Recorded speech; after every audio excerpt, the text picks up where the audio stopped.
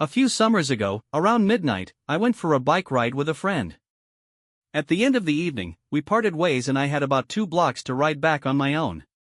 Because of the construction, I had to ride on the sidewalk, but the streets were dead, but that wasn't a problem until I got to where I was going to turn left onto my street. There was this man walking alone, maybe 40 years old, a little unkempt, but not homeless.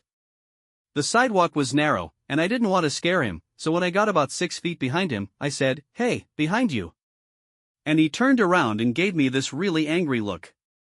I turned into the street and he started following me, literally screaming about how I was a fucking cunt and he was going to kill me and all that. I live right around the corner, and I didn't want him to realize that, so I decided to do another lap around the block. That's not the worst part.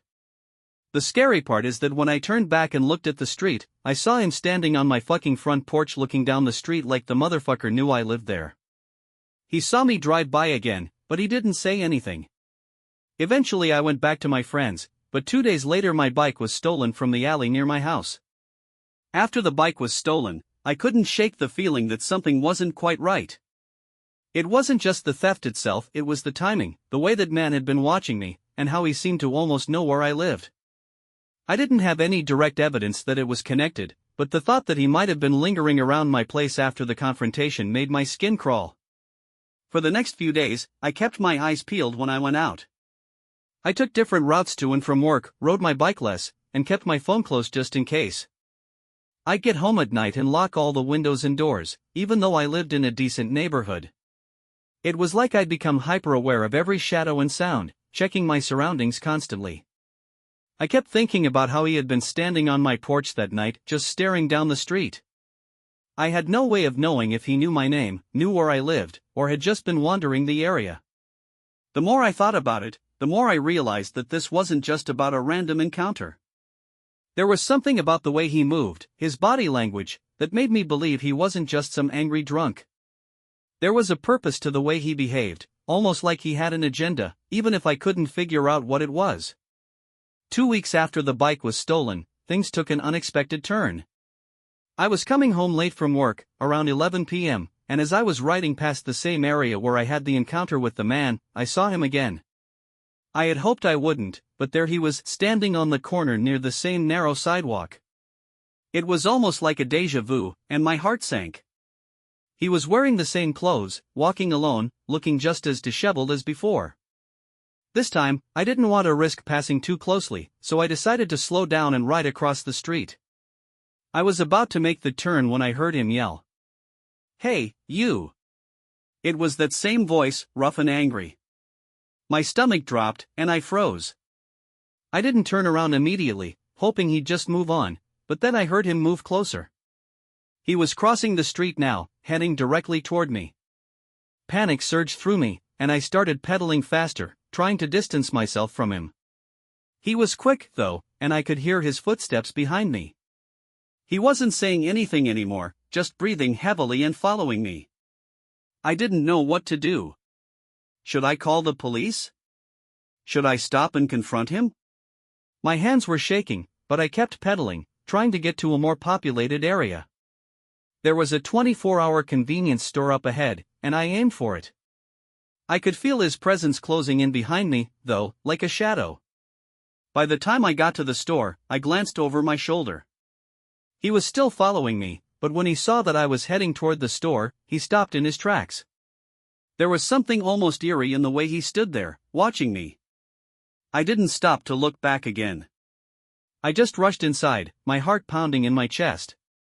The cashier behind the counter gave me a concerned look when I walked in, but I didn't even say anything. I just grabbed a bottle of water and walked to the back of the store to collect myself. I stayed inside for about 20 minutes, hoping he'd leave. When I finally felt safe enough to leave, I checked the area outside. He was gone. I decided to take a cab home that night. It wasn't that I didn't trust my bike, but the thought of riding past that street again after everything felt too much to handle. The next few days, I kept my routine low-key, avoiding the places where I might see him again. I felt like I was being hunted, even though I knew it didn't make sense to think that way. But I couldn't shake the feeling that something was off. It wasn't until a week later that I finally got a breakthrough. I was talking to a friend about the whole situation, trying to make sense of it all when they mentioned something that made me freeze. Apparently, there had been reports of people in the neighborhood experiencing similar weird run-ins with someone who sounded just like the man I'd encountered. In fact, a few neighbors had mentioned seeing a man who seemed to be following people late at night, especially those who lived alone or had been out biking or walking. It wasn't a lot of information, but it was enough for me to realize that maybe I wasn't just imagining things. The more I thought about it, the more I suspected he wasn't just a random angry person. He seemed to know the area too well. It was like he had a map of who lived where and when. Maybe he wasn't just looking for a fight, maybe he was looking for something else. A few months later, when I was finally beginning to feel like I could breathe again, I got a phone call from the police. They had found my bike. It had been dumped in a park a few blocks away, not far from where I'd had the encounter with the man, but it wasn't in good condition. It had clearly been left out in the rain for a while. When I went to pick it up, I couldn't shake the feeling that he had left it there on purpose. It wasn't just about the bike, it was like a message. The police didn't have much to go on, and since there weren't any direct connections between him and the theft, they couldn't make an arrest. But I couldn't let it go. I still thought about him often, especially when I heard strange noises at night or noticed anyone hanging around my house. To this day, I'm not entirely sure what his intentions were or why he seemed so fixated on me. Maybe he was mentally ill, maybe he had a vendetta, or maybe he was just another person in the neighborhood who had snapped. I never found out. But one thing's for sure, that bike ride, and the events that followed, changed the way I look at the world. I'm more cautious now, more aware of my surroundings, and I never take safety for granted, no matter how quiet the night seems. Months passed after that strange and unsettling period, but the sense of unease never really left me. I still took extra precautions when I went out, especially late at night. I'd sometimes find myself looking over my shoulder, scanning the shadows. It wasn't healthy to live in constant fear, but after everything that had happened, it felt like I couldn't help it. Then, one evening, something strange occurred. I had just returned home from a quick grocery trip and was unloading bags from my car when I noticed a man standing across the street. He was leaning against a street lamp, staring directly at my house. My heart immediately skipped a beat. It wasn't unusual for people to be out at night, but something about the way this man was just standing there, motionless, eerily still, made my blood run cold. I couldn't see his face clearly, but the shape and posture reminded me far too much of the man who'd followed me before. My mind raced back to that night, to the terror I felt when I realized he'd been watching me. I froze, unsure of what to do. My first instinct was to duck inside and lock the door, but then I remembered, I wasn't just going to let this fear dictate my life anymore. I wanted answers. I didn't want to feel like a prisoner in my own home. So, I stood there for a moment, weighing my options. If it was him, and if he was still harassing people in the neighborhood, I needed to be prepared. But I also didn't want to risk escalating things. The decision I made next was impulsive. I grabbed my phone from my pocket, opened the camera, and quietly began recording. I tried to stay calm as I focused the lens on him, capturing every detail I could. A few minutes passed, and still, he didn't move. It was as if he was waiting for something. Waiting for me, maybe. My heart was thudding in my chest, but I reminded myself, this time, I had the upper hand. If it was him, I would have something that could be used if things went wrong. Just as I was about to put my phone down, the man shifted. Slowly, he stood up straight and began walking toward my house. Not fast, but with a deliberate pace, like he knew exactly where he was going. That's when my stomach sank. I wasn't sure what his intentions were, but this time, I couldn't let him get any closer. I didn't think. I ran inside, grabbed my keys, and bolted out the door, locking it behind me. I knew I had to get some distance. I needed to find someone, or at least get to a place where I felt safe. I got into my car and drove around the block, trying to keep an eye on my house from the rearview mirror. I circled back to my street, carefully watching for any sign of him, but when I pulled up, he was gone. It was like he vanished into thin air.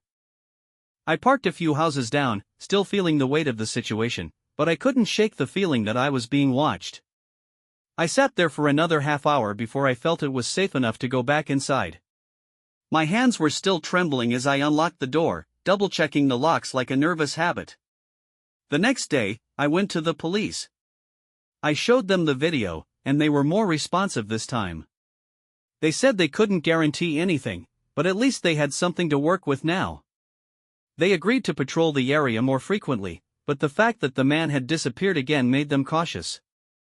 They couldn't act without any clear evidence or an identifiable suspect. Weeks passed with no sign of him. But I couldn't let my guard down completely.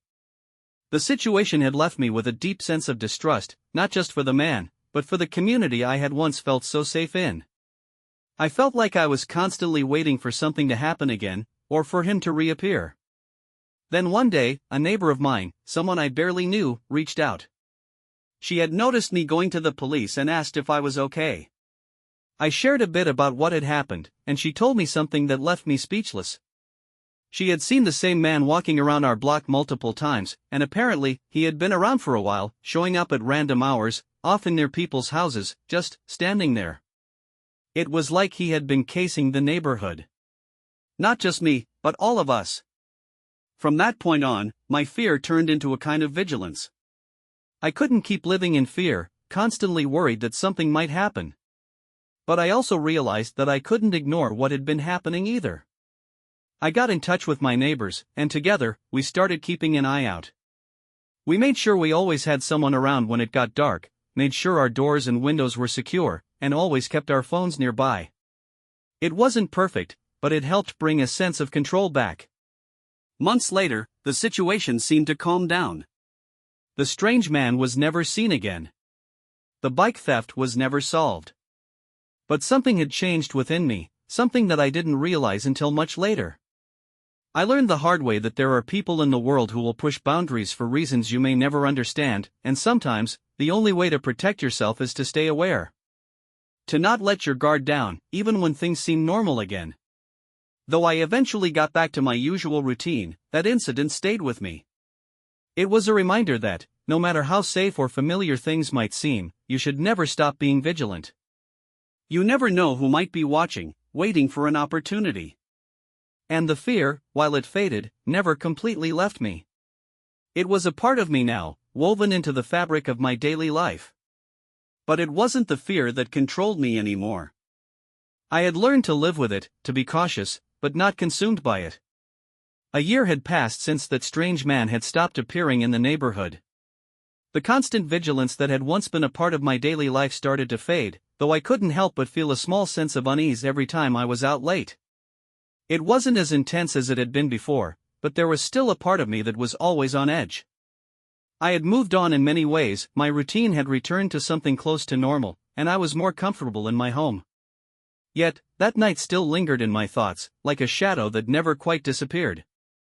I had decided to put it behind me, but the memory of the encounter with the man, the bike theft, and the lingering feeling of being watched haunted me every now and then. One evening, after I finished working late, I decided to take a walk to clear my head. The weather was crisp, and the streets were mostly empty. I didn't want to be cooped up in my apartment all night. I told myself I was being paranoid, but I had a strange feeling in the pit of my stomach. I shook it off, deciding to enjoy the walk and stop overthinking things. As I strolled down the block, I noticed a figure in the distance. At first, I tried not to let my mind race.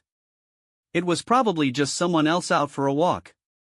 But as I got closer, something in the back of my mind clicked. The way the figure was standing alone on the sidewalk, eerily still, reminded me so much of that man from the summer before. My pulse quickened, and I stopped in my tracks. I couldn't tell if it was him. It had been a while, and the figure was too far away to make out much detail. But the sensation was enough to send a chill down my spine. I looked around, hoping to find another person nearby, but the street was quiet. It felt like it had been so many months ago, that same feeling of being watched, the same creeping fear. But this time, I wasn't going to make the same mistake. I wasn't going to let the fear control me. I wasn't about to turn around and retreat into my apartment like I had done before. I took a deep breath and decided to keep walking, though I kept my distance. The figure didn't seem to move, and I continued along the sidewalk, my eyes never leaving the shape in front of me. As I walked past, I tried not to glance over, but I couldn't help myself. I stole a quick look, and in that split second, I noticed something that made my blood run cold. The figure was staring at me. His head was slightly tilted, almost as if he had been waiting for me to walk by, just like he had been doing all those months ago. My heart raced, and a sick feeling crept up my spine. Was it him? I couldn't be sure. I had been living with that uncertainty for so long that I was starting to doubt my own perceptions. But something about that look felt far too familiar. I turned my head back toward the street and quickened my pace. I couldn't ignore the feeling now. The hairs on the back of my neck stood up, and I felt a sense of urgency flood through me. I had to get home. I had to be safe. I made a sharp right turn, heading toward the alley behind my apartment building.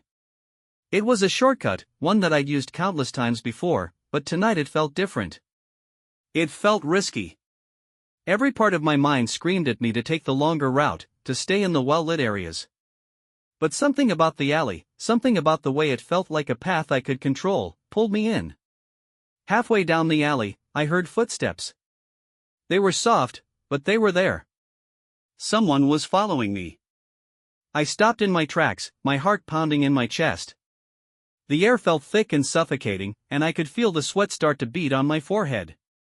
Was it him? Was it really him, or was I just being paranoid again? I didn't want to look over my shoulder, but I knew I had to. Slowly, I turned my head and saw a figure a few paces behind me. It was just a shadow, but there was no mistaking the way the figure moved. It was the same deliberate pace, the same unnatural stillness that had terrified me before.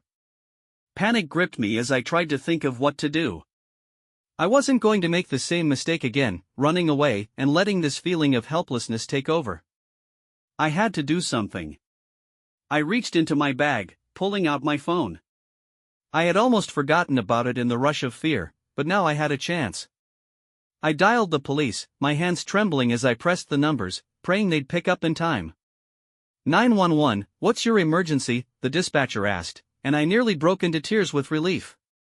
I think I'm being followed, I said, my voice shaking. I'm on, street name, near the alley behind my building.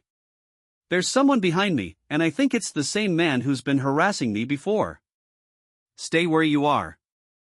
Officers are on their way, the dispatcher said, and I could hear the calm urgency in their voice. I didn't move, didn't dare to look back again. I stood frozen, hoping and praying that the man would stop, that I wouldn't have to confront him again. But I could feel the tension building in the air. The footsteps were getting closer, and my heart was pounding so loudly I was sure he could hear it. Then, just as quickly as they had started, the footsteps stopped. There was silence. The man was no longer behind me. I stood there for what felt like an eternity, waiting, expecting him to jump out of the shadows. But nothing came. Finally, after what seemed like a lifetime, I heard the sound of sirens in the distance. They were getting closer. The police were here. I took a shaky breath and turned around to look, but there was nothing. The alley was empty. The figure had vanished. The officers arrived soon after, and I explained everything once again, but this time, I couldn't help but feel that sense of relief. The feeling of being watched, of being pursued, was starting to lift. It wasn't over yet, and I knew that, but somehow, knowing that I had done something to protect myself, that I had taken action, made me feel like I was finally reclaiming my own life. The officers stayed with me for a little while, asking questions, taking my statement, and assuring me that they'd patrol the area more frequently. But as much as I appreciated their attention, I couldn't shake the feeling that nothing would be enough. Not until I had real, solid proof that I was safe again. After the police left, I stood there for a moment in the quiet alley, still holding my phone in my hand, my heart still racing. The adrenaline was wearing off, leaving behind a dull throb of anxiety. I couldn't help but feel unsettled, like I was waiting for something, for the other shoe to drop. I finally walked back to my apartment, more slowly this time, keeping a careful eye on my surroundings. The walk back was almost surreal. Everything felt still, almost too still. The usual background noise of city life, the hum of traffic, the distant chatter of people, seemed muffled. My footsteps echoed louder than usual as I walked down the now empty street. I was hyper-aware of every sound, every shadow, every corner. When I reached my building, I hesitated before going inside. I wasn't sure why. Maybe I was waiting for him to appear. Maybe I wanted to make sure it was really over. But nothing happened. The door to my building opened easily, and the familiar smell of the hallway greeted me as I entered. Once inside, I locked the door behind me with a firm click. I walked through the hallway, feeling a slight tension leave my body with each step closer to my apartment. I was almost home. I was almost safe. But there was still a part of me that wouldn't rest until I knew I could truly move on. I sat on the couch, turning on the TV to distract myself, but I couldn't focus. My mind kept racing, running through every detail of that night, the footsteps, the way I had felt so completely vulnerable in that alley, the terror of not knowing if the man was going to appear again. I kept replaying the moments when I thought I was alone and safe, only to realize I was wrong. I thought about all the times I had been so close to feeling okay, only for something to shake me back into a state of fear. And then, my phone buzzed. It was a text message from my mom. A simple check-in, asking how I was. I took a deep breath and typed back, "I'm okay. Just a little shaken up, but I'm fine." She replied quickly, "Good. You're safe now, that's all that matters." I stared at the text for a moment, feeling both comforted and frustrated. Safe now? Was I really? Was anyone really safe when you never knew who might be lurking in the shadows? But it was in that moment, with my phone in my hand, that I realized something. I could keep living in fear. I could keep second-guessing every step, every shadow. Or I could finally take back my life. I decided right then that I wasn't going to let this man, whoever he was, control me anymore. I wasn't going to let my life be dictated by fear. The shadows weren't going to haunt me forever. I could move on. I could take back my peace. It wasn't going to be easy. It would take time. But I could feel something in me shift. I was done being a prisoner in my own mind, in my own home. I would never forget the lessons I learned, the vigilance, the caution. But I also realized that, after everything, the most important thing was reclaiming my power over my life. I sent one final text to my mom, "I'm going to be okay. I'm going to take back control." Her reply was quick, as always, "I know you will. You're stronger than you think." And as I sat back on the couch, my phone in my hands, I realized she was right. I was stronger than I thought. I had made it through, and I would keep moving forward. And for the first time in a long time, I let out a sigh of relief. The weight that had been pressing on my chest for months finally started to lift. It was over. At least, for now. And with that, I closed my eyes, knowing that no matter what came next, I would be ready.